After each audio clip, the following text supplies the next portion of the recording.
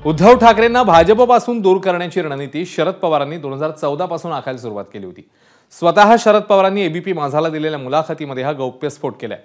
उद्धव ठाकरे भाजपपासून दूर होऊ शकतात का याची चाचपणी करण्यासाठी 2014 मध्ये भाजपला पाठिंबा देण्यासंदर्भात वक्तव्य केल्याचं शरद पवारांनी माझाशी बोलताना स्पष्ट केलंय।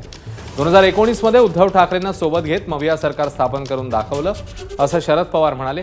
उद्धव ठाकरे आणि भाजपमध्ये काडीमोड झाल्यावर महाराष्ट्राच्या राजकारणात नव्या आघाड्या आणि युती जन्माला आल्या, मात्र त्यासाठी शरद पवारांची रणनीती कारणीभूत ठरली हे आता स्पष्ट झाले।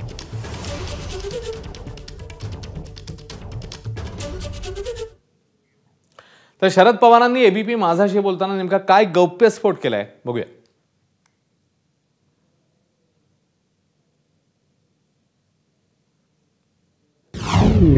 हमें इनको समर्थन करना ही नहीं था। हमें उनको खाली बताना था कि वो और शिवसेना साथ थी।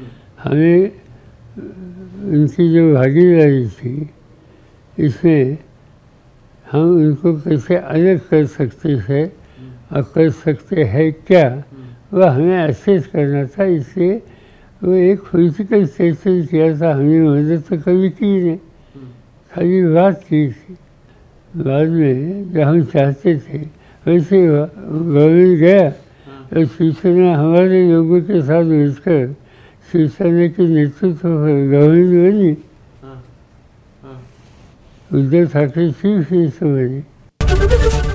एबीपी माझा, उघडा डोळे बघा नीट।